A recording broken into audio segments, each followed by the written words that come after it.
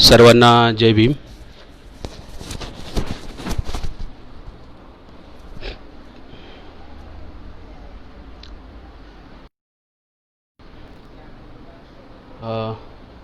आज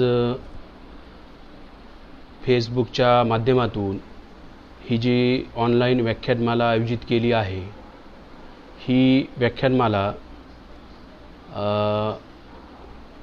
बहुजन नायक ग्रुप जो उस्मानाबाद जिल्ह्यातील भूमचा आहे यांनी ही व्याख्यानमाला आयोजित केली आहे.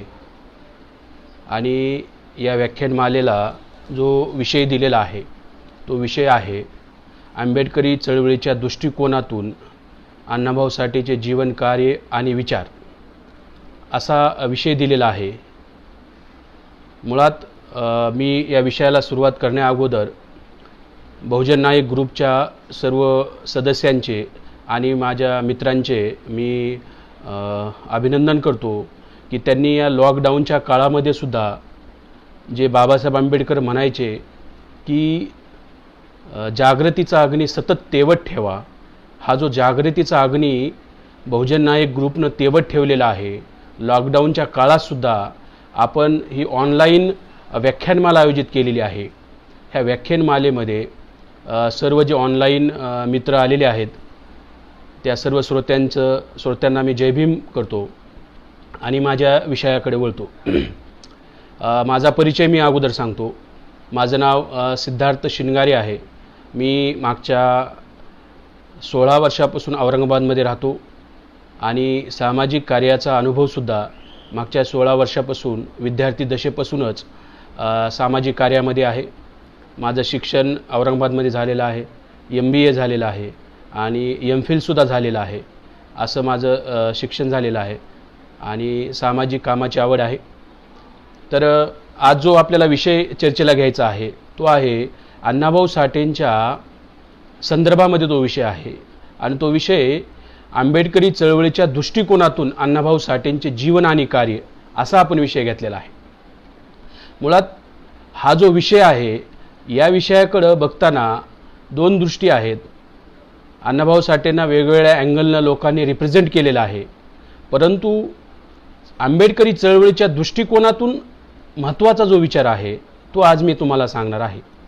आंबेडकर चळवळ कशाला म्हणतात तर बाबासाहेब आंबेडकरांनी त्यांच्या जीवनामध्ये 1917 ते 1956 पर्यंत जी सामाजिक चळवळ केली, एक नियर अबाउट आपण 40 वर्ष म्हणू शकतो, 40 वर्षाची जी सामाजिक चळवळ आहे आणि 56 नंतरचा जो कालखंड आहे, ज्या बाबासाहेबांच्या विचारावर ज्या चळवळ सुरू झाल्या त्याला आपण आंबेडकर चळवळ म्हणतो. नंबर 1चा मुद्दा. नंबर 2चा मुद्दा, आंबेडकर चळवळ म्हणजे बाबासाहेबांचं जे समस्त चिंतन आहे, जो संघर्ष आहे, तो समता, बंधुत्व, न्याय आणि स्वातंत्र्यासाठी जो संघर्ष आहे, त्या संघर्षाची जी चळवळ आहे त्याला आंबेडकरी चळवळ म्हणलं गेलेलं आहे. जसे एक राजकीय भाषेमध्ये एक आंबेडकरी चळवळीचं एक राजकीय ध्येय आहे किंवा शासनकर्ती जमात बनणं, तसं एक धार्मिक ध्येय आहे. भारताला प्रबुद्ध भारत बनवणं हे एक धार्मिक ध्येय आहे. तसं एक आर्थिक ध्येयसुद्धा आहे, मारेच्या जागा आपण काबीज केल्या पाहिजे, हे आर्थिक ध्येयसुद्धा आहे. असं बाबासाहेब आंबेडकरांचं एक सामाजिक चळवळीचं ध्येयसुद्धा आहे, ते म्हणजे जातीचा विध्वंस झाला पाहिजे, ॲनिलेशन ऑफ कास्ट झालं पाहिजे. तर या संदर्भामध्ये बाबासाहेब आंबेडकरांची ही जी चळवळ आहे या चळवळीच्या दृष्टिकोनातून ज्यावेळेस आपण अण्णाभाऊ साठेंच्या जीवनाकडे बघतो तर सर्वप्रथम माझ्या जीवनामध्ये अण्णाभाऊ साठेंचा जो संदर्भ आहे, माझ्या गावामध्ये, मी बीड जिल्ह्यातील गाव आहे, त्या गावामध्ये अण्णाभाऊ साठेंची जयंती होत होती. मी त्यावेळेस एक 5 वर्षाचा होतो आणि 5 वर्षाचा असताना पहिल्यांदा अण्णाभाऊ साठेंची जयंती माझ्या गावामध्ये होत होती. तर त्यावेळेस हा किस्सा मला आठवतो. तो एक वक्ता आला होता आणि त्या वक्त्यानं हा किस्सा सांगितला. अण्णाभाऊ साठेंच्या कादंबरीवर वेगवेगळे पिक्चर बनलेले आहेत. त्यांच्या 7 कादंबऱ्यावरती पिक्चर बनलेले आहेत. त्यामुळं फिल्म इंडस्ट्रीसोबत त्यांची चांगली ओळख झाली होती. अशात एका पिक्चरची शूटिंग चालू होती आणि त्याच्या पिक्चरच्या शूटिंगमध्ये तो दत्ताचा सीन रेकॉर्ड करायचा होता. आता दत्ताचा सीन म्हणजे काय, जो दत्त म्हणजे कोण, ब्रह्मा विष्णू महेशचा पुत्र. दत्ताला असे 3 तोंड आहेत आणि दत्त असा झाडाच्या पुढे उभा आहे. त्यानंतर दत्ताची गाय आहे दत्ताच्या पाठीमागं. दत्तानं अशी झोळी घेतलेली आहे आणि दत्ताच्या झोळीच्या जवळ असे 5 कुत्रे आहेत, 5 कुत्रे उभा आहेत, असा तो सीन आहे. तो सीन जसा डायरेक्टर ॲक्शन म्हणायचा ते कुत्रे पळून जायचे, डायरेक्टर ॲक्शन म्हणला कुत्रे पळून जायचे. दिवसभर झालं होतं, डायरेक्टर परेशान होता, तो सीन काय शूट होत नव्हता. मग अण्णाभाऊ साठे तिथे गेले. अण्णाभाऊ साठे म्हणले आता काय करा, ही शूटिंग थांबवा आणि आपण काय करू, उद्या याची शूटिंग करू, तुम्ही उद्या या. दुसऱ्या दिवशी सकाळी शूटिंग चालू झाली. खास गोष्ट अशी होती की अण्णाभाऊ साठेंनी 1 किलो मटण आणलं होतं. ते मटण घेतलं, अण्णाभाऊ साठेंनी ते मटण कुत्र्यांना दाखवलेलं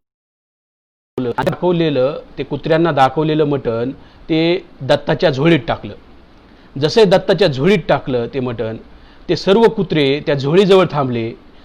डायरेक्टर ॲक्शन म्हणला, कुत्रा एकही पळून गेला नाही, जागचे जाग्यावर कुत्रे थांबले आणि तो सीन शूट झाला. अशा प्रकारचा जो व्यावहारिकपणा आहे, तो व्यावहारिकपणा अण्णाभाऊ साठेमध्ये होता आणि त्या संदर्भात अण्णाभाऊ साठेंनी हा किस्सा मी माझं वय वर्ष 5 असताना ऐकला होता. आता अण्णाभाऊ साठेचं समग्र जे जीवन आहे ते ज्यावेळेस आपण जीवन सगळं बघतो, म्हणजे त्यांचा जो प्रवास आहे तो संघर्ष आहे, फार मोठा संघर्ष आहे त्यांच्या जीवनाकडे बघताना. आणि आंबेडकरी चळवळीच्या दृष्टिकोनातून आपण ज्यावेळेस अण्णाभाऊ साठेंचे जीवन कार्य आणि विचार बघतो, तर आंबेडकरी चळवळीला साम्य काय आहेत हे साम्य आपल्याला शोधावे लागतील. मी सर्वप्रथम याचे भाग केलेले आहेत. नंबर 1चा भाग, अण्णाभाऊ साठेंनी जे साहित्य लिहिलं त्या साहित्यामध्ये बाबासाहेबांच्या विचाराचा प्रभाव कुठे दिसतो, हा एक पहिला भाग आहे. दुसरा भाग असा आहे की अण्णाभाऊ साठेंनी प्रत्यक्ष बाबासाहेबांचा उल्लेख कुठे कुठे केला आहे, ते कोणतं साहित्य आहे किंवा ते कोणता प्रसंग आहे, तो एक दुसरा भाग आहे. आणि तिसरा भाग आहे बोलण्याचा, तो असा आहे अण्णाभाऊ साठे आणि बाबासाहेबांची प्रत्यक्ष भेट झाली का आणि त्या भेटीचे पुरावे काय. तर ह्या 3 भागामध्ये आपण हे माझं जे बोलणं आहे ते बोलणार आहे मी. सर्वप्रथम मी जो पहिला भाग आहे तो पहिला भाग आहे की अण्णाभाऊ साठेंच्या साहित्यामध्ये बाबासाहेबांचा प्रभाव. सर्वप्रथम अण्णाभाऊ साठेंनी वेगवेगळे जे हे लिहिल्या, कादंबऱ्या लिहिल्या, कथा लिहिल्या, पोवाडे लिहिले. त्याचा ज्यावेळेस आपण अभ्यास करतो तर आपल्याला काही गोष्टी लक्षात येतात. सर्वप्रथम अण्णाभाऊ साठेंच्या काही कथा आहेत, ज्या कथा बाबासाहेब आंबेडकरांच्या चळवळीला प्रेरणा मानून लिहिलेल्या आहेत. त्या काही कथा मी प्रमुख कथा तुम्हाला सांगणार आहे. त्याच्यातली एक पहिली कथा आहे, ती पहिली कथा आहे सापळा. ही सापळा कथा काय आहे, ही बाबासाहेबाच्या चळवळीला प्रेरणा मानून लिहिलेली कथा आहे. या सापळे कथेचा सारांश सांगतो. एक गाव आहे, त्या गावामध्ये मारवाडा आहे आणि महारांचं जे डेलीचं काम आहे, मेलेले जनावर ओढण्याचं काम आहे. आणि काय होतं, त्या गावामध्ये अण्णाभाऊ साठे लिहितात, त्या गावाची कथा लिहितात की एका देशमुखाची गाय मरते आणि तो देशमुख महारांना जाऊन सांगतो की ती गाय ओढून गावाबाहेर नेऊन टाका. परंतु त्या गावातील जो महार आहेत ते महार म्हणतात की आम्ही ती गाय नेणार नाही. 3 दिवस झालं गाय तशी सडून असते, फुगलेली असते, वास सुटलेला असतो. पाटील देशमुख परेशान होतो, काय करायचं. आणि मग तिथं गाव पंचायत भरते, महार लोकांना बोलवलं जातं आणि तिथं पंचायतीमध्ये विचारलं जातं तुमच्या पिढीजात हे काम आहे, तुम्ही का करत नाहीत. त्यावेळेस जो तिथला नायक आहे, स्टोरीचा नायक म्हणतो की आम्हाला आता असले कामं करायचे नाहीत, असले कामं केल्यामुळंच आमच्यावरती फार मोठं अस्पृश्य तुम्ही लादलेले आहे, तर आम्ही आता इथून पुढे असले कामं करणार नाही. म्हणजे बाबासाहेब आंबेडकरांच्या चळवळीचा परिणाम खेड्यापाड्यापर्यंत पोहोचला होता, या कथेतून अण्णाभाऊ साठेला सांगायचं आहे. म्हणजे अडाणी लोक स्टँड घेत आहेत, अडाणी लोकांनी ती भूमिका घेतलेली आहे की आम्ही आता मेलेलं जनावर ओढणार नाही. अण्णाभाऊ साठे एक मायक्रो ऑब्झर्वेशन करतात की खेड्यातील महारांचे लोक, अस्पृश्य लोक, अडाणी लोकांवरती बाबासाहेबाचा एवढा मोठा प्रभाव पडला होता की ते महार लोक मेलेलं जनावर ओढून नेण्याचं काम त्यांनी बंद केलं होतं.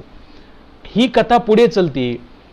महार लोक ऐकत नाहीत, त्यामुळं महारावर बहिष्कार टाकला जातो आणि महारावर बहिष्कार टाकून त्यांची एक सापळा रचला जातो ती कोंडीत पकडण्याचा. त्यांचे जनावरं शेतात आले तर ते डांबले जातात आणि मग त्याच्यामधून प्रचंड कोंडी होते. मग तालुक्याला, शहरामध्ये जे गायरान असतं गावाच्या बाजूला, त्याचा लिलाव असतो चरण्यासाठी घेण्यासाठी. तर त्या लिलावामध्ये महाराचा पुढारी भाग घेतो आणि 500 रुपये देऊन बाकीच्या जातीपेक्षा 500 रुपये देऊन ते कुरण ताब्यात घेतो आणि नंतर मग महारांचे जनावरं, महाराचे लोक त्या पडीक जागेवरती जनावरं चरायला नेतात. अशी ती कथा आहे. आणि तिथं ज्यावेळेस देशमुखाचे जनावरं येतात, पाटलाचे जनावरं येतात, त्यावेळेस ते कोंडले जातात, गाव कोंड्यात ते कोंडले जातात आणि मग पाटलाकडून देशमुखाकडून पैसे घेतले जातात. तर ही जी कथा आहे, ही कथा अण्णाभाऊ साठेंनी लिहिलेली आहे की गावातला अडाणी माणूस किती विद्रोही बनला आहे. त्यांच्यातला डायलॉग आहे की ज्यावेळेस गावातले लोक सापळा रचतात आणि सापळा रचून त्यांची कोंडी निर्माण करतात, त्यांना दुकानावर येऊ देत नाहीत, कोणतंही साहित्य मिळू देत नाहीत, त्यावेळेस ते लोक म्हणतात की आम्ही टाचा खाचून मरू, टाचा असा घरडू, परंतु आम्ही मेलेलं जनावर ओढणार नाही. अडाण्यातलं अडाणी माणसावर बाबासाहेबाच्या चळवळीचा एवढा प्रभाव पडला होता की तो म्हणत होता की आम्ही मरण पत्करू, परंतु बाबासाहेबांनी जे आम्हाला सांगितलेलं आहे त्याच्यापासून कदापि हटणार नाही. ही सापळा नावाची कथा आहे. या सापळ्या नावाच्या कथेत अण्णाभाऊ साठेचं मायक्रो ऑब्झर्वेशन आहे की आंबेडकर चळवळ खेड्यापाड्यापर्यंत कशी पोहोचलेली आहे हे त्या कथेत ते सांगतात. दुसरं, ज्यावेळेस ही चळवळ उभारी घेत आहे तर गावातले लोक त्यांच्यावर कोणते बंधनं लादतात, तो संघर्ष अण्णाभाऊ साठेने बघितलेला आहे. तो संघर्ष त्या कथेतून येतो. ही कथा आंबेडकरी चळवळीतला प्रेरणा मानून बनवलेली कथा आहे अण्णाभाऊ साठेंनी. एक दुसरी कथा आहे अण्णाभाऊ साठेंची, ती कथा आहे उपकाराची फेड. त्या कथेचं नाव आहे उपकाराची फेड. ही जी कथा आहे, ही कथा क्रमिक असमानता, जे बाबासाहेब आंबेडकरांनी ॲनिलेशन ऑफ कास्ट पुस्तक लिहिलं, त्या ॲनिलेशन ऑफ कास्ट या पुस्तकामध्ये बाबासाहेबांनी जातीचा एक सिद्धांत सांगितला आहे. तो सिद्धांत आहे की जातीमध्ये वेगळ्या जातीमध्ये विषमता आहे, पण ही विषमता सारख्या प्रमाणात नाही, ही क्रमिक विषमता आहे. म्हणजे एक बिल्डिंग आहे, 10-20 मजल्याची बिल्डिंग आहे, 100 मजल्याची बिल्डिंग आहे, परंतु याला पायऱ्या नाहीत. एक जात ज्या जिन्यावरती, ज्या ह्याच्यावरती जलवेल तिथंच त्याचा मृत्यू होईल, तिथंच त्याचा जन्म आणि तिथंच मृत्यू आहे, त्याला खालच्या पायरीला येता येणार नाही. हा जो बाबासाहेबांनी क्रमिक असमानतेचा, ज्याला इंग्लिशमध्ये ग्रेडेड इनइक्वेलिटी म्हणतात, तो जो सिद्धांत सांगितलेला आहे, त्या सिद्धांतावरती अण्णाभाऊ साठेंनी एक कथा लिहिलेली आहे आणि त्या कथेचं नाव आहे उपकाराची फेड. या कथेचा मी सारांश सांगतो. त्या कथेमध्ये अण्णाभाऊ साठे म्हणतात एक गाव आहे, गावामध्ये मारवाडा आहे, तसा चांभारवाडा आहे, एक चांभार व्यक्ती आहे. तो चांभार व्यक्ती चप्पल शिवित असतो. त्या एक मातंगाचा मांग जातीचा माणूस येतो आणि तो म्हणतो चप्पल शिवा, तर त्याच्याकडे लक्ष देत नाही चांभाराचा व्यक्ती. तितक्यात एक दुसऱ्या जातीचा, ओबीसी जातीचा व्यक्ती येतो, तो न्हावी जातीचा असतो. तो न्हावी जातीचा व्यक्ती येतो आणि न्हावी जातीचा माणूस चप्पल देतो, तो चांभार ती चप्पल शिवतो. मग तितक्यात महाराचा व्यक्ती येतो, परंतु ती महाराची आणि मांगाची चप्पल शिवत नाही. उलट जे चप्पल शिवण्याचं जे साहित्य आहे, ते साहित्य तो असा फेकून देतो आणि त्या फेकून दिलेलं साहित्य त्या महाराच्या व्यक्तीला चांभाराचा माणूस म्हणतो की तू तुझ्या हातानं हे शिव, तू तुझ्या हातानं शिव. त्यावेळेस महाराजा म्हणतो की तुम्ही ह्या न्हावी जातीच्या माणसाची चप्पल शिवत आहात, माझी का नाही? त्यावेळेस तो म्हणतो हे जातीनं माझ्यापेक्षा मोठे आहेत, तुम्ही जातीनं आमच्यापेक्षा खालचे आहेत. तर अशी जसं असं म्हणतो, तो महाराचा माणूस म्हणतो ही तुमच्या जी उपकार तुम्ही माझ्यावर केलेले आहेत, आज ह्या उपकाराची मी फेड करेल. मग कालांतराने काय होतं, त्या चांभाराच्या घरची गाय मरते आणि जशी ती गाय मरते, गाय मेल्यानंतर तो चांभार व्यक्ती येतो आणि महारवाड्यात येतो आणि म्हणतो की ती मेलेली गाय माझी ओढून न्या. परंतु महार लोक म्हणतात गाय तुझी, दूध तू खातोस, तूच ओढून ने, आम्ही हे काम बंद केलेलं आहे, ते काम बंद केलेलं आहे. म्हणजे बाबासाहेबाच्या चळवळीचा प्रभाव असल्यामुळं मेलेले जनावरं ओढणं महारांनी बंद केलं होतं. तर तो म्हणतो की आम्ही हे बंद केलेलं आहे. परिणाम काय होतो? परिणाम असा होतो की गाव उसळतं त्याच्यावरती आणि तो त्या न्हाव्याला घेऊन येतो, न्हावी गावाला घेऊन येतो आणि मारवाडा जाळण्याची भाषा होते. मग तिथं नंतर पाटील येतो, तो तिथं वाचवतो. अशी एक कथा आहे. या कथेमध्ये काय आहे तर अण्णाभाऊ साठेंनी जी क्रमिक असमानताचा सिद्धांत आहे बाबासाहेबाचा, त्या सिद्धांतावर ही कथा लिहिलेली आहे की गावगाड्यामध्ये महारमांग खाली आहेत, महारामांगाच्या वरी चांभार आहे, चांभाराच्या वरी न्हावी आहे, न्हाव्याच्या वरी मराठा आहे. ह्या जे क्रमिक असमानता आहे, या क्रमिक असमानता अण्णाभाऊ साठेंनी बाबासाहेबाच्या या सिद्धांतावरती, क्रमिक असमानता हा जो युनिक सिद्धांत बाबासाहेबांनी मांडला जातीच्या बाबत, त्याच्यावरती अण्णाभाऊ साठेंना ही कथा लिहिली. कथेचं नाव आहे उपकाराची फेड. तो नायक काय करतो, तो नायक घरातलं ते जनावर ओढण्याचं जे साहित्य असतं तो काढतो आणि त्या चांभाराकडे देतो आणि ते म्हणतो हे ओढ. तर ते म्हणतोय मी कसं काय ओढणार. तर त्यावेळेस तो म्हणतो जशी तू चप्पल शिवायला मला नकार दिलास पण ते हत्यारं दिलंस शिवण्यासाठी, तसंच मी तुझं जनावर ओढण्यासाठी नकार देत आहे, परंतु मी माझं हत्यार देत आहे. ही उपकाराची फेड आहे, ही उपकाराची फेड आहे. तर ह्या कथेतून, उपकाराची फेड या कथेतून अण्णाभाऊ साठेंनी जो बाबासाहेबाचा जाती संदर्भातला मूलभूत सिद्धांत मांडलेला आहे, हा क्रमिक असमानतेचा सिद्धांत मांडलेला आहे, हे बाबासाहेबाचा प्रभाव होता साहित्यावर, याचा दुसरा पुरावा आहे. मी एक तिसरा पुरावा देईन. अण्णाभाऊ साठेंनी एक कथा लिहिली, त्या कथेचं नाव आहे बुद्धाची शपथ.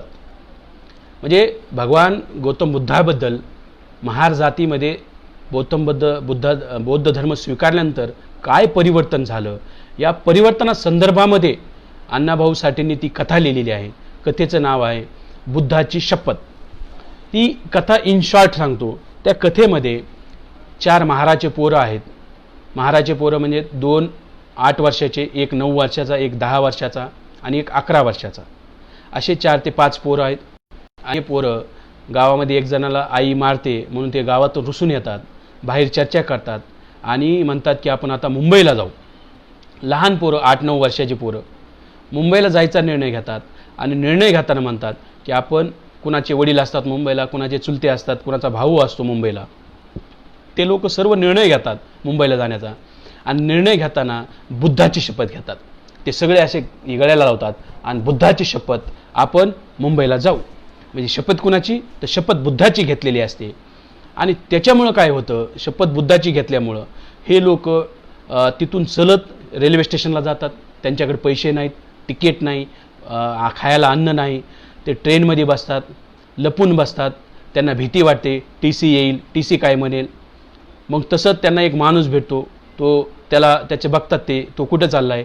ती ट्रेन पुण्यामध्ये जाते, पुण्याला ट्रेन थांबते. मग हे सर्वजण उतरतात, त्या माणसाच्या मागं जातात, त्याच्याकडूनच जेवण घेऊन खातात, त्याला ही सगळी कथा सांगतात. तो मुंबईला जाणार असतो.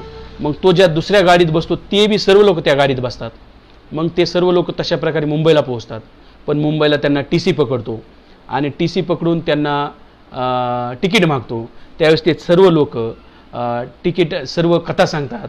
आम्ही बुद्धाची शपथ सांगायलोत, आमच्याकडे तिकीट नाही, आम्ही घरून पळून आलोत, कुणाचे वडील आहेत, कुणाचे चुलते आहेत. ती कथा अशी सांगितली जाते. TC त्यांना सोडून देतो.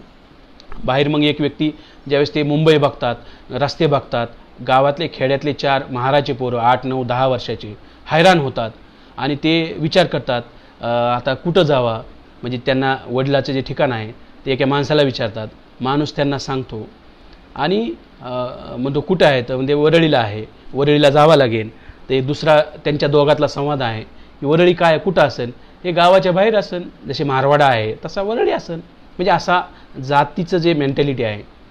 परंतु ते चलत जातात, त्यांना तो व्यक्ती म्हणजे विकायला न्यायलेला असतो. परंतु एक बाई येते, एक म्हातारी बाई त्यांना सांगते की याच्या पाठीमागं जाऊ नका, मी तुम्हाला घेऊन जाते. आणि ती बाई त्यांना जिथं जायचं तिथं घेऊन जाते. मग ते पाहुणे रावळे, त्यांचे वडील चुलते भेटतात आणि असे लहान पोरं ज्यावेळेस मग आनंदू जातात. म्हणजे हा सारा जीवघेणा प्रवास त्यांचा संपतो. परंतु एकमेकाला म्हणतात आपण बुद्धाची शपथ खरी करून दाखवली ना. ही जी बुद्धाची शपथ नावाची कथा अण्णाभाऊ साठे लिहितात. म्हणजे बुद्धाची शपथ, अण्णाभाऊ साठेंना भरपूर, म्हणजे बुद्ध धर्म स्वीकारल्यानंतर महार लोकांमध्ये काय बदल झाला आहे. म्हणजे 8 वर्षाचे पोरं, 9 वर्षाचे पोरं सुद्धा बाबासाहेबांनी जो बौद्ध धर्म दिला आहे त्या बौद्ध धर्माला किती खालच्या पातळीवर 8 वर्षाचे पोरं सुद्धा पाळत आहेत. ती क्रांती झालेली आहे.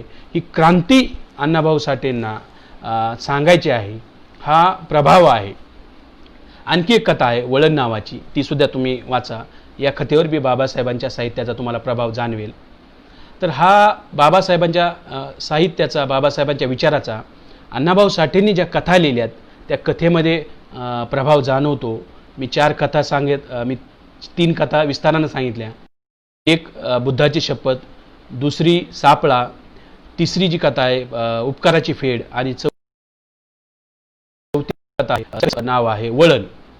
म्हणजे 4 कथा आहेत. या 4 कथा अण्णाभाऊ साठेंनी डायरेक्ट बाबासाहेबाला किंवा बाबासाहेबाच्या चळवळीला प्रेरणा म्हणून लिहिलेल्या या 4ही कथा आहेत. या 4 कथा झाल्या. हा पहिला भाग झाला. आता याचा दुसरा भाग. अण्णाभाऊ साठेंनी स्पष्टपणे जो उल्लेख केलेला आहे तो उल्लेख जो केलेला आहे तो कुठे केलेला आहे, तर 2 ठिकाणी त्यांनी बाबासाहेबांचा स्पष्टपणे उल्लेख केलेला आहे. नंबर 1, जी फकीरा कादंबरी आहे त्या फकीरा कादंबरी त्यांनी बाबासाहेबाला अर्पण केलेली आहे. म्हणजे बाबासाहेबाच्या झुंजार लेखणीला अर्पण केलेली आहे. फकीरा कादंबरीनं त्यांना महाराष्ट्राचा पुरस्कार मिळालेला आहे. त्यांची प्रसिद्ध कादंबरी त्यांनी बाबासाहेबांना अर्पण केलेली आहे. खास ही गोष्ट आहे की ही फकीरा कादंबरी म्हणजे मातंग जातीतला जो लढाऊ व्यक्ती आहे त्या लढाऊ व्यक्ती जो की त्यांचा मामा आहे फकीरा, या फकीराला अर्पण केलेली ती फकीराच्या जीवनावरती लिहिलेली कादंबरी आहे. आणि त्यांची ती सर्वोत्कृष्ट कादंबरी त्यांनी बाबासाहेबांच्या झुंजार लेखनीस अर्पण केलेली आहे. लेखनीस म्हणजे पेनास, ही जी लेखणी आहे हे पेनाला अर्पण केलेली आहे. कुणाच्या पेनाला? बाबासाहेबाच्या. कशा? झुंजार. झुंजार या शब्द बाबासाहेबांना दिलेला आहे. आमच्या बीड जिल्ह्यामध्ये एक पेपर आहे झुंजार नेता. तो पेपर मुळात बाबासाहेबांच्या लोकांनी चालू केलेला होता, कार्यकर्त्यांनी. आणि त्या पेपरला नाव झुंजार नेता हे बाबासाहेबांचं नाव होतं. बाबासाहेबांना लोक झुंजार म्हणत. झुंजार म्हणजे झुंजार, झुंज देणारा. म्हणजे कुणाशी झुंज देणारा? शत्रूशी झुंज देणारा. ही लेखणी जी आहे बाबासाहेबाची ही शत्रूशी झुंज देणारी लेखणी आहे. आणि त्या लेखनीस तो अर्पण केलेला आहे. म्हणजे अण्णाभाऊ साठेंनी जो फकीरा कादंबरी बाबासाहेबाच्या झुंजार म्हणजे बाबासाहेबांचं जे लिटरेचर आहे, जे लिखाण आहे हे शत्रूला परास्त करण्यासाठी लिहिलेलं होतं. झुंजार होतं, युद्ध टाईप होतं, असं अण्णाभाऊ साठेला म्हणायचं आहे. आणि ती कादंबरी जी की त्यांची प्रसिद्ध कादंबरी त्यांनी बाबासाहेबाच्या झुंजार लेखनीस अर्पण केलेली आहे. ती जर कादंबरी तुम्ही वाचली, त्या कादंबरीमध्ये जो फकीराच्या तोंडी एक डायलॉग आहे. ज्यावेळेस तो लुटायला जातो, तिजोरी लुटायला जातो गावच्या त्या कुलकर्ण्याकडे, परंतु तो बंदूक घेऊन उभा आहे. आणि बंदूक घेऊन उभा आहे आणि फकीराला त्याचे साथीदार सांगतात त्याच्या हातात बंदूक आहे आणि बंदूक जर असेल तर आपण जाणार कसं. त्यावेळेस फकीरा म्हणतो 100 दिवस शेळी होऊन जगण्यापेक्षा 1 दिवस वाघ होऊन जगा. हे जे फकीराच्या तोंडी वाक्य आहे हे मुळात हे वाक्य बाबासाहेबांचं वाक्य आहे. बाबासाहेब आंबेडकर म्हणतात 100 दिवस शेळी होऊन जगण्यापेक्षा 1 दिवस वाघ होऊन जागा. हे जे बाबासाहेबांचं वाक्य आहे हेच वाक्य अण्णाभाऊ साठे फकीराच्या तोंडी बोलवतात. याचा अर्थ आहे की बाबासाहेबांचा प्रभाव सुद्धा त्या फकीरावर आहे. हे जर साम्य आपल्याला लक्षात आलं की अण्णाभाऊ साठेने ती कादंबरी बाबासाहेबांना का अर्पण केलेली असेल, कारण बाबासाहेबाचे जे कोटेशन्स आहेत, फेमस कोटेशन, ते फकीरांना म्हणलेले आहेत. तर तो फकीरा याच्यामध्ये बाबासाहेबांनं स्पष्टपणे बाबासाहेबाच्या डॉक्टर बाबासाहेब आंबेडकरांच्या झुंजार लेखनीस ती अर्पण केलेली आहे. तर हा सरळ पुरावा आहे की बाबासाहेबांच्या लेखणीचा अण्णाभाऊ साठेवरती प्रचंड प्रभाव होता. म्हणजे बाबासाहेब जे लिहित होते ते अण्णाभाऊ साठे वाचत होते. याचा अर्थ होतो बाबासाहेबांनी जे पेपर काढले होते, म्हणजे जो जनता पेपर होता किंवा प्रबुद्ध भारत पेपर असेल, या पेपरमध्ये बाबासाहेब जे लिहित होते ते अण्णाभाऊ साठे वाचत होते. ह्याचा तो अर्थ होतो. कारण त्यांच्या झुंजार लेखनीस म्हणजे बाबासाहेबांनी जे लिहिलंय ते अण्णाभाऊ साठेनं वाचलंय. वाचल्यामुळं अण्णाभाऊ साठेनं कळालं की झुंजार आहे. म्हणजे बाबासाहेबाचं साहित्य, लिटरेचर अण्णाभाऊ साठे वाचत होते, याचा तो पुरावा आहे. दुसरा पुरावा हा फकीरा कादंबरी बाबासाहेबाच्या महापरिनिर्वाणानंतर लिहिलेली आहे. त्यामुळं काही लोक म्हणतील की बाबासाहेबांचा प्रभाव बाबासाहेबाच्या निर्वाणानंतर त्यांच्यावर होता, परंतु अण्णाभाऊ साठेवरती हा प्रभाव आहे बाबासाहेब आंबेडकर जिवंत असतानाच होता. याचा पुरावा सुद्धा माझ्याकडे आहे. त्यांचं जे फेमस गीत आहे ज्याच्याबद्दल सर्वांना माहीत आहे, जग बदल घालून गाव सांगून गेले मज भीमराव. हे मुळात काही लोक असं म्हणतात की हे गीत बाबासाहेबांच्या निर्वाणानंतर लिहिलेलं गीत आहे. हे चुकीची कन्सेप्ट आहे. हा भ्रम आहे. हा सर्वात मोठा भ्रम आहे. ह्या लोकांनी फैलविलेला भ्रम आहे. हा भ्रम आहे की अण्णाभाऊ साठेने हे गीत बाबासाहेबांच्या निर्वाणानंतर लिहिलेलं आहे. अण्णाभाऊ साठेने हे गीत बाबासाहेब आंबेडकर जिवंत असताना लिहिलेलं आहे. कारण हे बेसिकली गीत कधी लिहिलेलं आहे? हे गीत 1946ला लिहिलेलं आहे. अण्णाभाऊ साठेंनी 1946ला ज्या विधानसभेच्या इलेक्शन होते, त्या विधानसभेच्या इलेक्शनला प्रचार करण्यासाठी अण्णाभाऊ साठेंनी हे लोकनाट्य लिहिलं होतं. त्या लोकनाट्याचं नाव आहे देशभक्त घोटाळे. आणि तो देशभक्त घोटाळे हे जे माझ्या हातात पुस्तक आहे, हे पुस्तक तुम्हाला दाखवतो. हे पुस्तक आहे भारतीय साहित्याचे निर्माते अण्णाभाऊ साठे, बजरंग कोरडे यांनी हे पुस्तक लिहिलेलं आहे. आणि पुस्तकामध्ये त्यांनी हा जो लोकनाट्य आहे, या लोकनाट्याचा तुम्ही 3 नंबरचा मुद्दा बघू शकता की देशभक्त घोटाळे हे 1946ला लिहिलेलं लोकनाट्य आहे. म्हणजे जग बदल घालून घाव सांगून गेले भीमराव, हे जे गीत आहे, हे गीत या लोकनाट्यातलं आहे. आणि हे लोकनाट्य 1946ला लिहिलेलं आहे. आता हे 1946ला लोकनाट्य लिहिलेलं आहे, याचा हा पुरावा. आता दुसरा पुरावा काय आहे? हा अण्णाभाऊ साठेंच्या संदर्भामध्ये एक पुस्तक आहे, अण्णाभाऊ साठे जीवन आणि साहित्य, नानासाहेब कठाळे. अण्णाभाऊ साठेंचे फार मोठे अभ्यासक आहेत. यांनी हा मुद्दा लिहिलेला आहे. यांनी देशभक्त घोटाळे या नाटकामधले पात्र लिहिलेले आहेत. पात्र कोणते आहेत? देशभक्त घोटाळे म्हणजे कोण? काँग्रेसच्या उमेदवाराला देशभक्त घोटाळे म्हणलेला आहे. घोटाळे त्याचं आडनाव आहे. आणि देशभक्त घोटाळे हे काँग्रेसच्या उमेदवार आहे. आणि दुसरे कॅरेक्टर आहे त्याच्यामध्ये हैबती पाटील. आणि तिसरं कॅरेक्टर आहे याच्यामध्ये फकड्या नावाचा अस्पृश्य पोरगा. आणि ह्या तिघामधला डायलॉग आहे, जे बिगारीचे कामं, कोणतेही कामं महार लोक करत असतात, महारमागं करतात. तर तो पाटील आणि देशभक्त घोटाळे यांच्या डायलॉग आहे. आणि तो काम सांगतो त्या महाराच्या माणसाला म्हणजे फकड्याला. आता खास गोष्ट सांगतो, जो त्या लोकनाट्याचा प्रयोग झाला होता, त्या लोकनाट्याच्या प्रयोगामध्ये जो फकड्याचा रोल आहे, तो फकड्याचा रोल स्वतः अण्णाभाऊ साठेंनी केलेला आहे. म्हणजे अण्णाभाऊ साठेंनी तो फकड्याचा रोल केलेला आहे, अस्पृश्य पोराचा. आणि तो ज्यावेळेस उमेदवार म्हणतो, अण्णाभाऊ त्या फकड्याला काम सांगतो, तो पाटील ज्यावेळेस काम सांगतो, त्यावेळेस तो फकड्या म्हणतो, आता आम्ही असले कामं करणार नाही. आमच्या नेत्यानं सांगितलंय, आमच्या पुढाऱ्यानं सांगितलंय, आता असले कामं करायचे नाही. तर त्यावेळेस तो पाटील म्हणतो, तुझा कोणता पुढारी आहे, तू कोणता पुढारी आहे सांग. आणि त्यावेळेस हे गीत आहे. आणि मग गीत त्या फकड्याच्या तोंडून, म्हणजे अण्णाभाऊ साठेच्या तोंडून ते गायले. त्या लोकनाट्यामध्ये मी गीताचं वर्णन सांगतो की काय म्हणतो. त्यावेळी फकड्या खालील गीतातून सांगतो, जग बदल घालून घाव सांगून गेले तर मज भीमराव. जग कसं बदलायचं हे मला कुणी सांगितलं? जग बदलायचं तर भीमरावांनी सांगितलं, बाबासाहेब आंबेडकरांनी सांगितलं. हे अण्णाभाऊ साठे म्हणतात. काही लोकांनी असा प्रचार केला की हे जग बदल घालून घाव सांगून गेले आम्हा भीमराव. कधी? निर्वाणानंतर. म्हणजे बाबासाहेब गेलेत म्हणजे निर्वाण झाले, अशा अर्थानं लोकांनी याचा अर्थ घेतला. तो अर्थ तसा नाही. देशभक्त घोटाळे म्हणजे उमेदवार काँग्रेसचा आणि गावचा पाटील, आणि फकड्या नावाचा तिथं अस्पृश्य पोरगा आहे. तो अस्पृश्य पोरगा म्हणजे बाबासाहेबाचा प्रभाव असणारा तो पोरगा आहे. आणि खेड्यातील एका अस्पृश्य पोरावर बाबासाहेबाच्या चळवळीचा काय प्रभाव पडला आहे हे अण्णाभाऊ साठे सांगायचे. त्या फकड्याचा रोल स्वतः अण्णाभाऊ साठेंनी केलेला आहे. आणि तो बाबासाहेबाचा प्रभाव असणारा फकड्या म्हणजे काय सांगतोय की आता आम्ही असले कामं करणार नाही. हे कुणी सांगितलं आम्हाला? बाबासाहेब आंबेडकरांनी सांगितलं. जग कसं बदलायचं हे कुणी सांगितलं? तर बाबासाहेब आंबेडकरांनी सांगितलं. पुढे हा फकड्या म्हणतो, म्हणजे अण्णाभाऊ साठे म्हणतात, गुलामगिरीच्या या चिखलात ऋतून बसला का ऐरावत. म्हणजे ही जी गुलामगिरी आहे, या गुलामगिरीच्या चिखलामध्ये हा ऐरावत म्हणजे हत्ती हे बाबासाहेबाचं नंतरचं निवडणूक चिन्ह सुद्धा राहिलेलं आहे.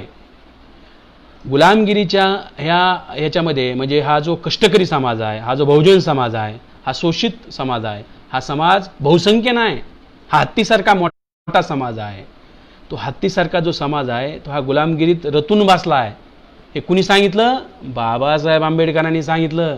पुढे सांगतात, ते म्हणतात, अंग झाडून निघ बाहेरे, घे बिनीवरती घाव.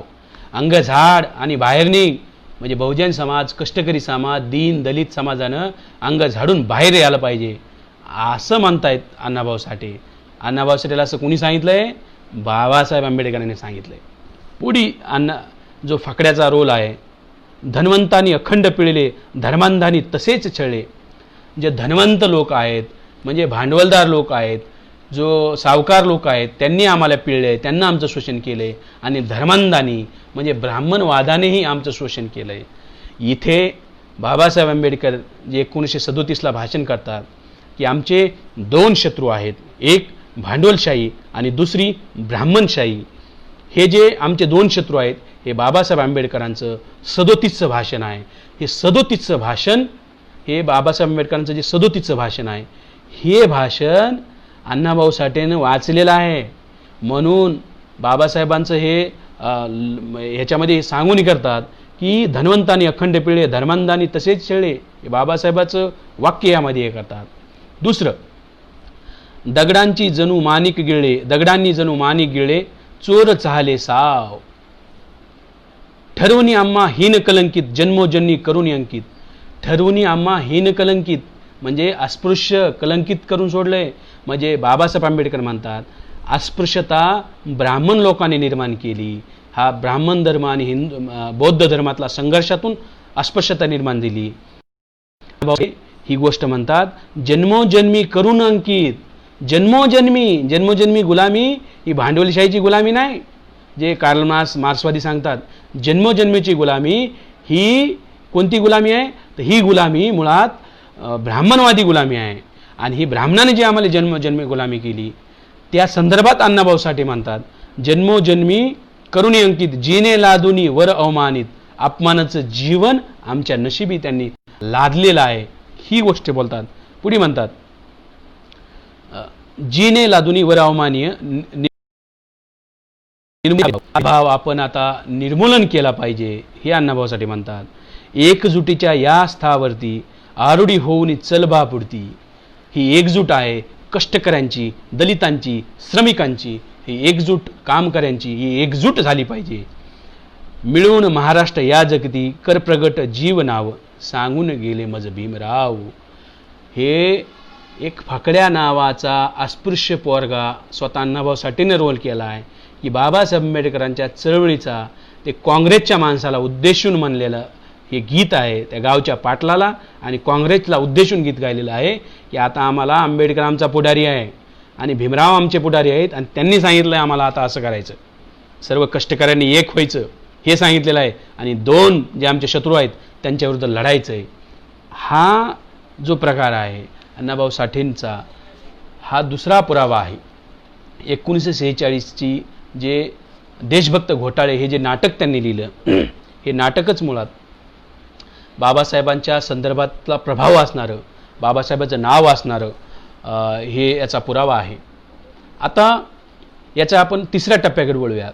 तिसरा टप्पा आहे बाबासाहेब आंबेडकर आणि अण्णाभाऊ साठे यांची भेट झाली होती का, आणि जर झाली होती तर याचे पुरावे काय आहे. मुळात ह्या जो मी पहिला पुरावा इथेच देणार आहे, हे माझ्यासोबत एक पुस्तक आहे अण्णाभाऊ साठे गौरव ग्रंथ. हे जे महाराष्ट्र सरकारनं जे बार्टी आहे, हे बार्टीने हे पुस्तक छापलेलं आहे. हे पुस्तक तुम्ही पाहू शकता. या पुस्तकामध्ये वेगवेगळ्या लोकांनी आर्टिकल लिहिलेले आहेत, जे की अण्णाभाऊ साठेंचे अभ्यासक लोक आहेत. यामध्ये एक आर्टिकल आहे रमेश राक्षे जे आहेत पुण्याचे, यांनी एक आर्टिकल लिहिलेलं आहे आणि ते आर्टिकल आहे पेज नंबर 30 वरती. त्याच्यामध्ये ते काय म्हणतात त्या मी वाचून दाखवतो. 1942 साली डॉक्टर बाबासाहेब आंबेडकर यांनी नागपूर येथे शेड्यूल कास्ट फेडरेशनचे अखिल भारतीय अधिवेशन भरविले. त्यात सुमारे 50,000 पुरुष आणि 25,000 स्त्रिया असे 75,000 लोक उपस्थित होते. याद्वारे डॉक्टर बाबासाहेब आंबेडकर यांनी राष्ट्रीय पातळीवर शक्ती प्रदर्शन करून ब्रिटिशावर दबाव आणण्याचा व त्याद्वारे आपले हक्क अधिकार मिळवण्याचा जोरदार प्रयत्न केला.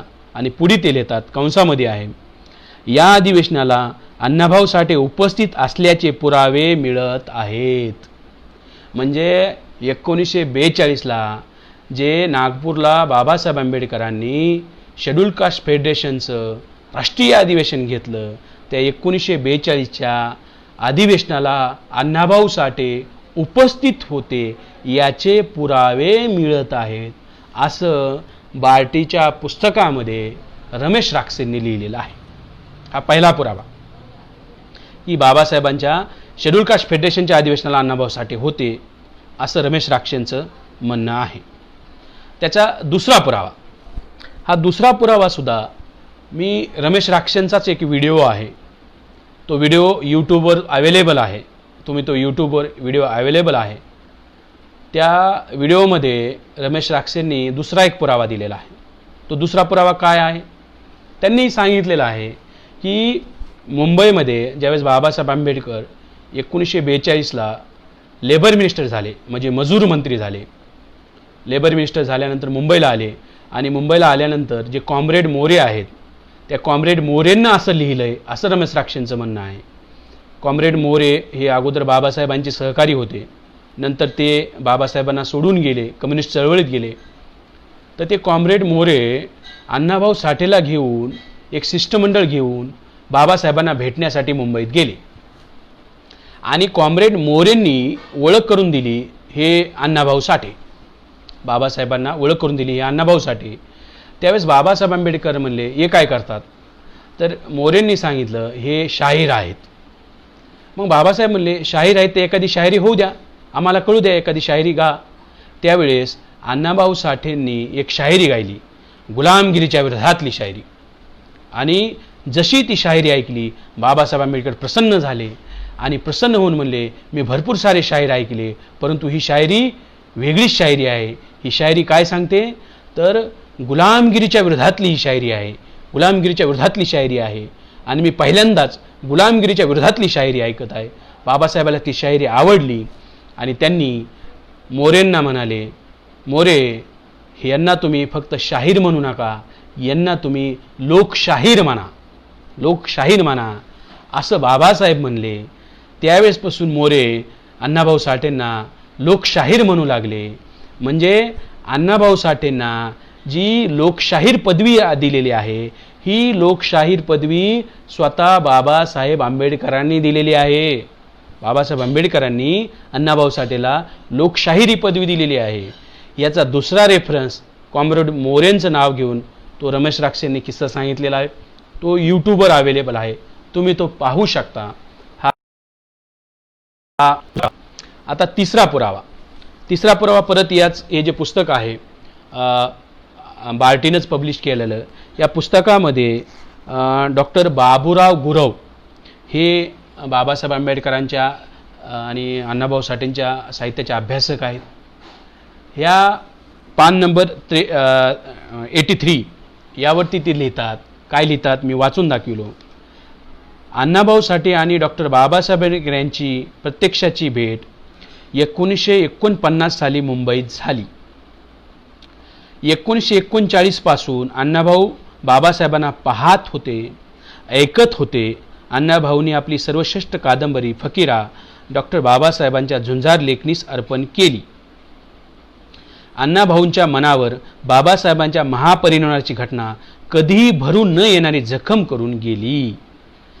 म्हणजे अण्णाभाऊ साठे संदर्भामध्ये महत्त्वपूर्ण पुरावा आहे की 1949 रोजी अण्णाभाऊ साठेंची बाबासाहेबांची भेट झालेली आहे. हा तिसरा पुरावा आहे. ही भेटच नाही झाली तर त्यांचं म्हणणं आहे 1940 पासून अण्णाभाऊ साठे बाबासाहेबांना पाहत होते. पाहत म्हणजे डोळ्यानं पाहत होते, प्रत्यक्षात पाहिलंय त्यांनी. कधीपासून? 1940 पासून.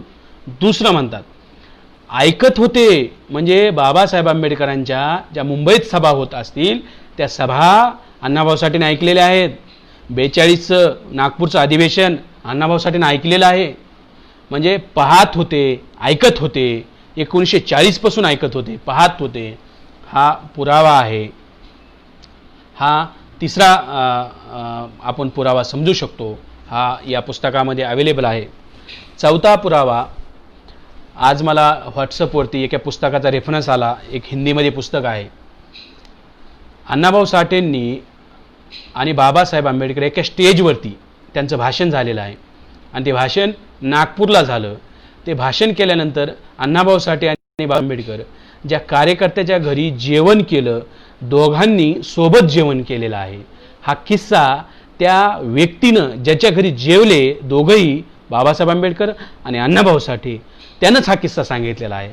असा किस्सा त्याचं म्हणजे फोटो त्या पुस्तकातल्या ज्या पेजवरती आहे ते मला व्हॉट्सअप आत्ताच माझ्या थोड्या वेळापूर्वी मित्रांनी पाठवलेला आहे. म्हणजे हा चौथा पुरावा झाला. त्याच्यात लेखक लिहितो की अण्णाभाऊ साठे आणि बाबासाहेब आंबेडकरांची 8 वेळेस भेट झालेली आहे. 8 वेळेस, एक वेळेस नाही, 8 वेळेस भेट झालेली आहे. 8 वेळेस भेट झालेली आहे याचा पुरावा बी सापडलेला आहे. याचा अर्थ आहे की आता काहीही कन्फ्युजन नाही की बाबासाहेब आंबेडकर आणि अण्णाभाऊ साठेंची कित्येकदा भेट झालेली आहे. त्यामुळं 42ची भेट आहे, नागपूरची भेट आहे, त्यानंतर मुंबईला भेट झालेली आहे. त्यामुळं अण्णाभाऊ साठेवरती बाबासाहेबाचा प्रभाव आहे. म्हणून त्यांनी 1946ला देशभक्त घोटाळे नावाचं जे लोकनाट्य लिहिलं, त्याच्यात लिहिलं, जग बदल घालून गाव सांगून गेले मला भीमराव. तर हे जे एव्हिडन्सेस समोर आलेले आहेत की बाबासाहेबांची आणि अण्णाभाऊ साठेंची भेट 8 वेळेस झालेली आहे. ती 8 वेळेस भेट झालेली आहे. सोबत त्यांनी जेवणसुद्धा केलेलं आहे 53-54ला नागपूरमध्ये. तो बी एव्हिडन्स माझ्याकडे आता आलेला आहे. तर असे वेगवेगळे एव्हिडन्स समोर येत आहेत ज्याच्यामध्ये अण्णाभाऊ साठे आणि बाबासाहेबांची भेट झालेली आहे. हा भेटीचा मी दुसरा चॅप्टर सांगतो. आता आपण तिसऱ्या गोष्टीकडे वळूयात.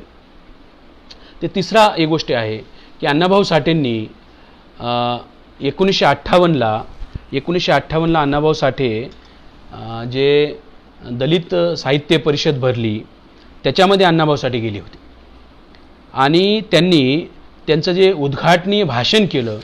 म्हणजे कधी भाषण केलं तर ते जे दलित साहित्य संमेलन आहे, महाराष्ट्र दलित साहित्य संमेलन 1958, या संमेलनाला अण्णाभाऊ साठे गेले आणि अण्णाभाऊ साठेंनी, आता माझ्या वाचनात एक नवीन गोष्ट आलेली आहे की या नियोजित या कार्यक्रमाचे अध्यक्ष बाबासाहेब आंबेडकर होते. परंतु बाबासाहेब आंबेडकर डिसेंबर 1956ला निर्वाण झाल्यामुळं ते बाबासाहेब आंबेडकर त्या कार्यक्रमाला जाऊ शकले नाहीत. परंतु या कार्यक्रमाचे उद्घाटक अण्णाभाऊ साठे होते आणि ज्या भाषणामध्ये अण्णाभाऊ साठेंनी प्रसिद्ध वाक्य, ही पृथ्वी शेषनागाच्या माथ्यावरती तरलेली नसून कष्टकरी आणि दलितांच्या हातावर तरलेली आहे, हे भाषण अण्णाभाऊ साठेंनी त्यामध्ये केलेलं आहे. त्या भाषणामधले काही शेवटचा पॅरेग्राफ मी वाचून दाखवतो. अण्णाभाऊ साठे काय म्हणतात शेवटच्या पॅरेग्राफमध्ये. काही विद्वान म्हणतात अस्पृश्यता कायद्यानं नष्ट झालेली आहे. म्हणजे काही विद्वान लोक आहेत, संविधान लागू झाले त्यामुळं अस्पृश्यता नष्ट झाली कायद्यानं असं म्हणतात. तेव्हा दलित हा प्राणी अस्तित्वात नाही, परंतु हा केवळ भ्रम आहे. एका गावात एका सार्वजनिक आडावर पाणी भरताना उच्चवर्णीय हिंदूंची काळजे धडधडतात. महार मांगाचा पोहरा जोपर्यंत पाण्यात आहे तोपर्यंत आपला पोहरा पाण्यात सोडत नाहीत. म्हणजे गावामध्ये अस्पृश्यता आज बी आहे, संविधान लागू झाल्यानंतर सुद्धा आहे, हे अण्णाभाऊ साठे या भाषणामध्ये म्हणतात. हा प्रभाव आपल्याला यामधून जाणवतो. दुसरी एक गोष्ट मला या ठिकाणी आणखी एक सांगायची आहे की अण्णाभाऊ साठेंचं एक आर्टिकल आहे प्रबुद्ध भारतला 1 मार्च 1958ला ते छापून आलेलं आहे. याच्यामध्ये त्यांनी बाबासाहेबांचा उल्लेख केलेला आहे. या आर्टिकलमध्ये अण्णाभाऊ साठेंनी त्यांचं जे मनोगत लिहिलं होतं, ते मनोगत दलितांची शायरी या नावानं ते मनोगत त्यांनी लिहिलं होतं. त्या दलितांच्या शायरीमध्ये अण्णाभाऊ साठे लिहितात की ही जी शायरी आहे, ही शायरी आम्ही निर्माण केली, दलितांनी निर्माण केली. कारण त्यांनी त्याच्यामध्ये एक मी वाचून दाखवतो. महारामांगाचं गाणं, कुणब्याचं दान आणि ब्राह्मणांचं लिहिणं. ब्राह्मणांचं लिहिणं, कुणब्याचं दान आणि महारामांगाचं गाणं, म्हणजे गाण्याचं महारामांगांचं इतिहास आहे. म्हणजे शायरी ही आम्ही निर्माण केलेली आहे असं अण्णाभाऊ साठे म्हणतात. पुढे त्यामध्ये असंही म्हणतात की शाहिरीचे जे वाद्य आहेत, तुंतुन आहे, डफ आहे, हे चमड्यापासून बनलेले आहेत आणि चमडा हे काढण्याचं काम, मेलेले जनावर ओढण्याचं काम, चमड्यापासून वाद्य बनवण्याचं काम हे सगळे अस्पृश्य लोक करतात. त्यामुळे शाहिरीचा कलेचा वारसा हा आमचा वारसा आहे, हे बी अण्णाभाऊ साठे त्या भाषणात सांगतात, त्याच हे लेखात सांगतात. पुढे अण्णाभाऊ साठे हे म्हणतात की, वाचून दाखवतो, एक प्रमुख वाक्य आहे, परंतु शिवाजीच्या तलवारीने आणि दलितांच्या शहारीने प्राप्त केलेले राज्य पुढे रंगेल राज्यकर्त्याच्या इच्छेभर हुकूम रंगबिरंगी बनलेल्या नंग्या लावणीने गारद केले. शिवाजीचे राज्य म्हणजे छत्रपती शिवाजीचे राज्य कोणी निर्माण केले? शिवाजी महाराजांच्या तलवारीनं आणि आमच्या शाहिरीनं, असं म्हणतात. परंतु ते राज्य नंतर ज्या पेशव्यांनी नष्ट केलं, हे बी अण्णाभाऊ साठे या लेखामध्ये मांडतात. आणि शेवटी बाबासाहेबांचा उल्लेख करून अण्णाभाऊ साठे लिहितात, हे प्रबुद्ध भारतातलं अंक आहे, प्रबुद्ध भारतातलं आर्टिकल आहे, हे नवे शाहीर जनतानिष्ठ आहेत आणि दलित आहेत. ज्या दलितातून महान बाबासाहेब आलेत, त्या दलितातून ही शाहिरी आल्यामुळे त्यांची शाहिरी अमर आहे. आजचा काळ दलितांचा काळ आहे, दलितांचा फाटका पदर यशाने भरला आहे. ही शाहिरी का महान आहे? या शाहिरीमध्ये बाबासाहेब आंबेडकरांचा, त्या दलितामध्ये बाबासाहेब आंबेडकरांचा जन्म झाला आहे, असं अण्णाभाऊ साठे या आर्टिकलमध्ये लिहितात. बाबासाहेब आंबेडकरांचा जन्म झाल्यामुळं आम्ही महान झालो आहोत, आमची शाहिरी महान झालेली आहे, कारण बाबासाहेब दलितात जन्मले, आम्ही दलित शाहीर आहोत. असं हे जे अण्णाभाऊ साठेंचं जे जीवनचरित्र आहे, नानासाहेब कठाळे यांनी हे आर्टिकल अण्णाभाऊ साठेंनी जे प्रबुद्ध भारतात दिलं होतं, ते यामध्ये त्यांच्या जीवनचरित्रात छापलेलं आहे. यावरून सुद्धा हा प्रभाव आपल्याला जाणवतो. अण्णाभाऊ साठेंच्या जीवनावरती यांचा प्रभाव होता, बाबासाहेब आंबेडकरचा प्रभाव होता, हे आपल्याला जाणवतं. साहित्यावर प्रभाव होता, त्यांच्या जीवनावरती प्रभाव होता. मुळात अण्णाभाऊ साठे बंडखोर होते. लहानपणी त्यांचा जो शाळा सोडण्याचा किस्सा आहे, शाळा सोडण्याचा किस्सासुद्धा काही लोक सांगतात की अण्णाभाऊ साठेंना मास्तरांनी मारलं आणि अण्णाभाऊ साठेंनी शाळा सोडून गेले. परंतु अण्णाभाऊ साठेंचे जे भाऊ आहेत, लहान भाऊ, सख्खा भाऊ, त्यांचं नाव आहे शंकर भाऊ साठे. त्या शंकर भाऊनी एक पुस्तक लिहिलेलं आहे, पुस्तकाचं नाव आहे माझा भाऊ अण्णाभाऊ. अण्णाभाऊ साठेच्या सख्ख्या भावानं पुस्तक लिहिलेलं आहे माझा भाऊ अण्णाभाऊ. यामध्ये शंकर भाऊ लिहितात की मास्तरानं विनाकारण मारलं, एका ब्राह्मण विद्यार्थ्याला अण्णाभाऊ साठेने मारलं होतं. याचा राग धरून मास्तरानं अण्णाभाऊ साठेला मारलं.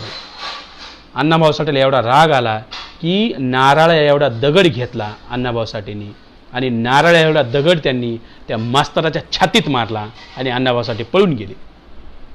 नारळा एवढा दगड म्हणजे अण्णाभाऊ साठेला मारल्यामुळं अण्णाभाऊ साठेंनी नारळा एवढा दगड त्या मास्तराच्या छातीत घातला. हे विद्रोही अण्णाभाऊ आहेत, हे शंकर भाऊंनी त्याच्यामध्ये मांडलेला आहे. दुसरा त्याच्यामध्ये प्रमुख मुद्दा त्यांनी मांडलेला आहे, तो मुद्दा म्हणजे अण्णाभाऊ साठे ज्यावेळेस 11 वर्षाचे होते, 1931ला त्यांचा जन्म 1 ऑगस्ट 1920ला वाटेगावला.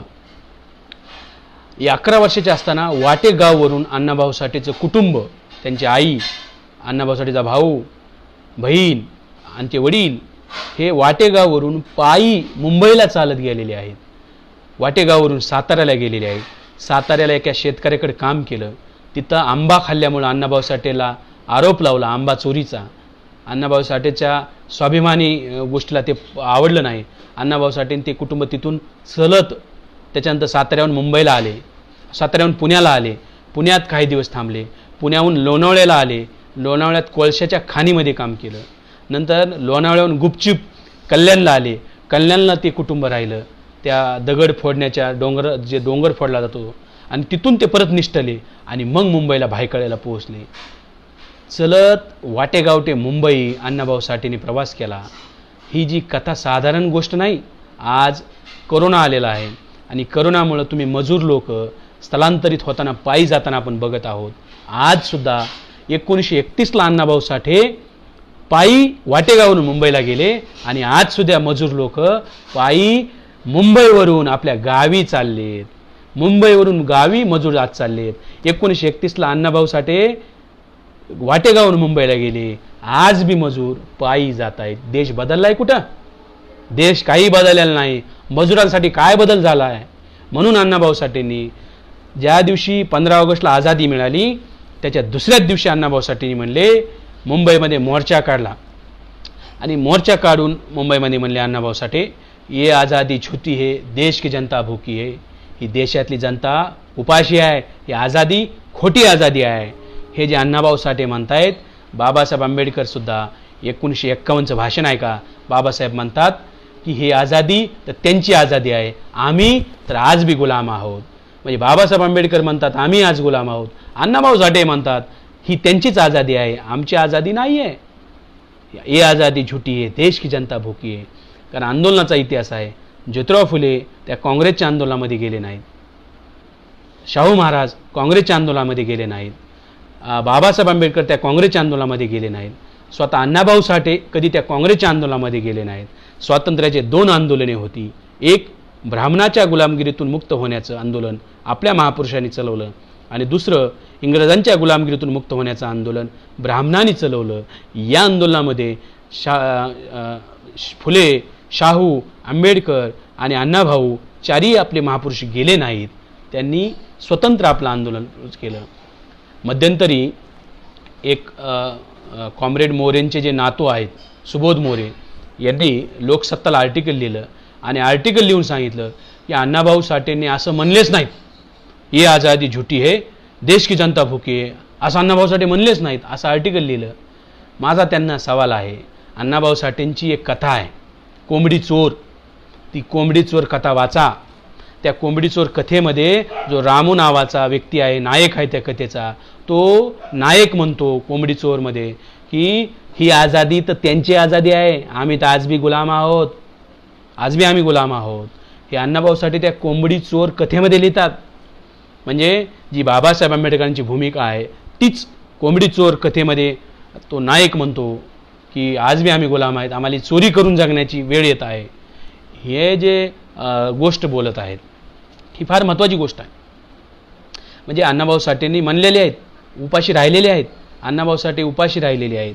हे जे नानासाहेब कठाळेंनी ही जी बायोग्राफी लिहिली, या बायोग्राफीमध्ये सुद्धा लिहिलं महाराष्ट्र सरकारची पेन्शन त्यांना मिळत होती, पण पेन्शन ज्यावेळेस मिळत होती पैसे मिळाल्यानंतर सगळे लोक जमा करायचे आणि पार्टी व्हायची आणि दुसऱ्या त्या पार्टीमध्येच अण्णाभाऊ साठेचे खिशातून सगळे पैसे काढून घेऊन जायचे आणि मग महिनाभर अण्णाभाऊ साठे उपाशी राहायचे.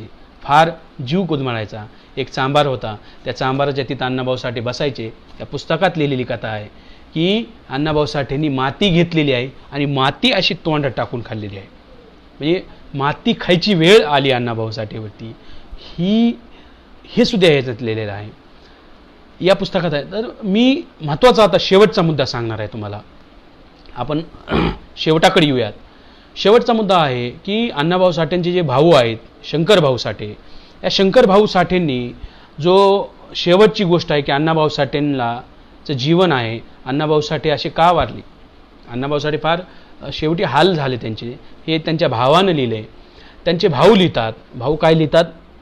शंकर भाऊ साठेंनी लिहिलं, पुस्तकाचं नाव आहे माझा भाऊ अण्णाभाऊ, की माझ्या अण्णाभाऊ दारू पिऊ लागले आणि दारू पेल्यामुळे त्यांचा अंत झाला. मान्य आहे. परंतु मग प्रश्न आहे, अण्णाभाऊ साठे दारू का पित होते, याचे कारण काय? याचे कारण त्यांनी 2 सांगितले. नंबर 1, जो फकीरा पिक्चर बनला अण्णाभाऊ साठेच्या कादंबरीवर, त्या फकीरामधून जे पैसे मिळाले त्याच्यामध्ये अण्णाभाऊ साठेला धोका दिला. कुणी धोका दिला? त्या पिक्चर बनवणाऱ्या लोकांनी धोका दिला.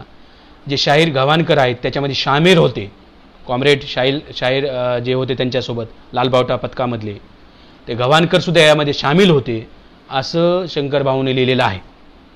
दुसरा, आणि त्याच्यामुळं जे नैराश्य आलं, त्या नैराश्यामुळं अण्णाभाऊ साठे दारू पिऊ लागले. दुसरं कारण त्यांनी सांगितलेलं आहे. दुसरं कारण असं आहे की लालबावटा पथक म्हणजे कम्युनिस्टांचं जे पथक होतं त्या पथकासोबत अण्णाभाऊ साठेंचे मतभेद झाले आणि मतभेद एवढे टोकाला गेले की अण्णाभाऊ साठेंनी लालबावटा पथकातून बाहेर पडले. जे पथक शाहीर अमर शेख, गव्हाणकर आणि अण्णाभाऊ साठेने बनवलं होतं त्याच पथकातून अण्णाभाऊ साठे बाहेर पडले. तरीसुद्धा 1967चं जे इलेक्शन होतं त्या इलेक्शनच्या प्रचारासाठी कम्युनिस्ट पार्टीनं अण्णाभाऊ साठेंच्या मुलीला आणि पत्नीला घेऊन गेले. औरंगाबादच्या जिल्ह्यामध्ये प्रचाराला ते लोक आले होते. अण्णाभाऊ साठेला आश्चर्य वाटलं की मी जाऊ नका म्हणलं होतं, तरीसुद्धा माझी बायको आणि मुलगी का गेली. ज्यावेळेस वापस आले त्यामुळं या गोष्टीवरून अण्णाभाऊ साठे आणि अण्णाभाऊ साठेची जी द्वितीय पत्नी आहेत जयवंताबाई, या जयवंताबाईमध्ये भरपूर भांडण झालं, टोकाचं भांडण झालं आणि त्या भांडणामुळं अण्णाभाऊ साठेंना जयवंताबाई सोडून गेलेल्या आहेत.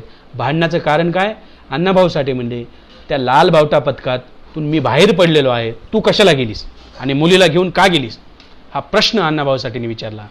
त्यावेळेस जयवंताबाईंनी म्हणजे त्यांच्या दुसऱ्या पत्नींनी एक चिठ्ठी दाखवली. ती चिठ्ठी अण्णाभाऊ साठेंना दिली.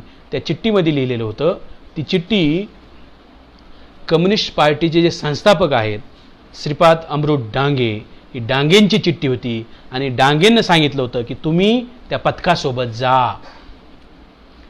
तर डांगेंच्या सांगण्यामुळं आम्ही त्या पथकात गेलो असं ज्यावेळेस त्या पुस्तकात लिहिलेलं आहे, शंकरभाऊ लिहितात. शंकरभाऊने पुढे लिहिलेलं आहे, अण्णाभाऊ साठे आणि जयवंताबाईमध्ये भांडणं लावण्याचं काम कम्युनिस्ट पक्षाने केलं. एक, अण्णाभाऊ साठे आणि जयवंताबाईमध्ये भांडणं लावण्याचं काम कम्युनिस्ट पार्टीने केलं, श्रीपाद अमृत डांगेने केलं. ही जी माहिती आहे ही फार भयानक आहे. म्हणजे अण्णाभाऊ साठेंची भांडणामुळं नंतर अण्णाभाऊ साठे दारू पिऊ लागले. अण्णाभाऊ साठेंची जी बर्बादी झाली त्याच्यामागं श्रीपाद अमृत डांगे आणि कम्युनिस्ट पार्टी आहे असं त्यांच्या सख्या भावानं लिहून ठेवलेलं आहे. आणि बाबासाहेब आंबेडकरांच्या जीवनामध्ये सुद्धा ज्यावेळेस बाबासाहेब आंबेडकर मुंबईमधून इलेक्शन लढले, त्या मुंबईमधून इलेक्शन लढल्यानंतर बाबासाहेब आंबेडकर 52ला इलेक्शन हारले. त्यानंतर बाबासाहेबांनी याच श्रीपाद अमृत डांगेच्या विरोधामध्ये एक केस टाकली होती. ती केस काय टाकली होती याचे डॉक्युमेंट माझ्याकडे आहेत. धोकाधडीची केस. श्रीपाद अमृत डांगेनं लोकशाहीसोबत धोकेदारी केली अशा प्रकारची केस बाबासाहेबांनी श्रीपाद अमृत डांगेवरती टाकली होती. म्हणजे डांगेवरती 1952लाच केस बाबासाहेबांनी टाकली होती. त्याच डांगेला 1967 मध्ये त्याच्यानंतरच्या इलेक्शनमध्ये अण्णाभाऊ साठेंना धोका दिलेला आहे. बाबासाहेबांना ज्या डांगेनं धोका दिला त्याच डांगेनं अण्णाभाऊ साठेंनाही धोका दिलेला आहे. हा महत्त्वाचा मुद्दा आहे. आणि मग तो जो धोका दिला आणि त्या धोक्यामुळं अण्णाभाऊ साठे वारलेले आहेत. तर शंकर भाऊ लिहितात, शंकर भाऊ फार मी गंभीरपणे म्हणतो गंभीर मुद्दा आहे, अण्णाभाऊ साठेबद्दल लिहितात का माझ्या भावाचा मृत्यू नसून कम्युनिस्टांनी घडवून आणलेला खून आहे. शंकर भाऊ काय लिहितात? अण्णाभाऊ साठेंचा मृत्यू नाही, तर माझ्या भावाचा मृत्यू हा खून आहे, हा जाणीवपूर्वक झालेला खून आहे. त्यांना मरायसाठी सोडून दिलं या लोकांनी. अशा प्रकारचा आरोप स्वतः भाऊंनं त्यांच्या सख्या भावानं केलेला आहे. आणि ते पुढे म्हणतात माझा भाऊ तर मेला, ही कम्युनिस्ट पार्टी कधी मारणार? ही कम्युनिस्ट पार्टी संपल्याशिवाय माझ्या भाऊचं मरणाचा बदला होणार नाही. हा महत्त्वाचा गोष्ट आहे, फार कलाटणी देणार आहे. त्यामुळं माझं म्हणणं असं आहे, जसं बाबासाहेब आंबेडकर म्हणाले मी हिंदू म्हणून जन्मलो असलो तर हिंदू म्हणून मरणार नाही, हे बाबासाहेब आंबेडकर म्हणाले. आणि बाबासाहेब आंबेडकरांनी धर्मांतर केलं, त्यामुळं आज आपण बाबासाहेब आंबेडकरांना हिंदू म्हणू शकत नाही, कारण बाबासाहेब आंबेडकरांनी हिंदू धर्म सोडून दिला होता, बाबासाहेब बौद्ध धर्म स्वीकारला होता. आज आपण जसं बाबासाहेबांना हिंदू म्हणू शकत नाही, त्याचप्रमाणे अण्णाभाऊ साठे आयुष्यभर कम्युनिस्ट म्हणून जगले, कम्युनिस्ट म्हणून राहिले. परंतु 1940 पासून बाबासाहेबाचा प्रभाव वाढत गेला. 42ची भेट झाली, आणखी प्रभाव वाढला. 42ची दुसरी भेट झाली, आणखी प्रभाव वाढला. 46च्या लोकनाट्यामध्ये प्रभाव वाढलेला आहे. नंतर त्यांची वेगवेगळ्या कथा लिहिल्या, प्रभाव वाढला. बुद्धाची शपथ बौद्ध धर्माच्या कथा लिहिली, त्याचा प्रभाव वाढलेला आहे. फकीरा कादंबरी अर्पण केली, तेव्हा प्रभाव वाढलेला आहे. कम्युनिस्टांचा प्रभाव कमी कमी झाला आणि बाबासाहेबाचा प्रभाव वाढत गेला. तर बाबासाहेबाचा प्रभाव वाढत गेला, कम्युनिस्टांचा प्रभाव कमी कमी जाऊन शून्यावर आला आणि अण्णाभाऊ साठे कम्युनिस्ट पार्टीपासून दूर झाले. लाल बावटापासून अण्णाभाऊ साठे दूर झाले. ही जी गोष्ट आहे ही गोष्ट महत्त्वाची आहे की अण्णाभाऊ साठे कम्युनिस्ट म्हणून जगले, पण शेवटचे 3 वर्षे अण्णाभाऊ साठे कम्युनिस्ट म्हणून मेले नाहीत. त्यामुळं माझं असं म्हणणं आहे की कम्युनिस्ट म्हणून जगले, पण कम्युनिस्ट म्हणून अण्णाभाऊ साठे मेले नाहीत. त्यामुळे अण्णाभाऊ साठे कम्युनिस्ट होते असं कोणत्याही अर्थानं आता म्हणता येत नाही. काही एक आमचे सिनियर असं म्हणतात की first impression is last impression. गलत. Last impression is only impression. म्हणजे काय, जे शेवटचं इम्प्रेशन आहे, शेवटचं इम्प्रेशन अण्णाभाऊ साठेंचं आहे की त्यांनी कम्युनिस्ट पार्टी सोडून दिली होती. त्यामुळे अण्णाभाऊ साठेला कम्युनिस्ट म्हणता येणार नाही. हा शेवटचा मुद्दा आहे. ह्या 3 मुद्द्यामध्ये मी माझं बोलणं सांगितलेलं आहे. शेवटचे 2 ते 3 मिनिट घेतो आणि मी थांबतो. बाबासाहेबांचा प्रभाव मी सांगितला त्यांच्या साहित्यावरती आहे. त्यांच्या ज्या कथा आहेत, नंबर 1 ची कथा तुम्ही वाचा, बुद्धाची शपथ. नंबर 2 ची कथा वाचा, उपकाराची फेड. नंबर 3 ची कथा वाचा, वळण. नंबर 4 ची कथा वाचा, सापळा. नंबर 5 ची कथा वाचा, कोंबडी चोर. या सगळ्या कथा, 5 कथा बाबासाहेबांच्या वर चळवळीचा प्रभाव असणारे आहेत. त्यानंतर बाबासाहेबांचे जे देशभक्त घोटाळे आहे, ते देशभक्त घोटाळे जे लोकनाट्य आहे, हे बाबासाहेबांच्या संदर्भात लिहिलेलं आहे. स्वतः अण्णाभाऊ साठेंनी तो रोल केलेला आहे 1946चा. हे जग बदल घालून गावं सांगून गेले मज भीमराव, हे 1946च आहे. त्यानंतर म्हणजे बाबासाहेब आंबेडकरांची त्यानंतर त्यांनी फकीरा कादंबरी बाबासाहेबांना अर्पण केलेली आहे. तर हे त्यांचे डायरेक्ट उल्लेख आहेत. त्यांचा प्रबुद्ध भारतातील जो लेख आहे तो नानासाहेब कठाळे यांनी छापलेला आहे. 3 पुरावे डायरेक्ट बाबासाहेबांचा उल्लेख केलेले आहेत. त्यानंतर त्यांची जी भेट झालेली आहे, 8 वेळेस भेट झाल्याचे पुरावे समोर येत आहेत. म्हणजे एकंदरीत जर बघितलं, 5 कथा आहेत ज्याच्यावर बाबासाहेबांचा प्रभाव आहे. 3 ठिकाणी लिखित स्वरूपामध्ये उल्लेख आहे अण्णाभाऊ साठेंनी केलेल्या बाबासाहेबाचा, आणि 8 वेळेस भेट झालेली आहे. हा पुरावा आहे. हा पुरावा एवढं सांगतो की बाबासाहेबांचा प्रभाव, बाबासाहेबांच्या चळवळीचा प्रभाव अण्णाभाऊ साठेवरती प्रचंड प्रमाणात होता. शरद पाटलांनी एक अनुभवसुद्धा सांगितलेला आहे. शरद पाटलांनी सांगितलं आहे की अण्णाभाऊ साठे त्यांच्याजवळ म्हणाले, अण्णाभाऊ साठे ज्यावेळेस कम्युनिस्ट पार्टीत काम करत होते, अण्णाभाऊ साठे म्हणाले, मी इकडं कम्युनिस्ट झाल्यामुळं अस्पृश्य लोकांमध्ये मी अस्पृश्य झालो.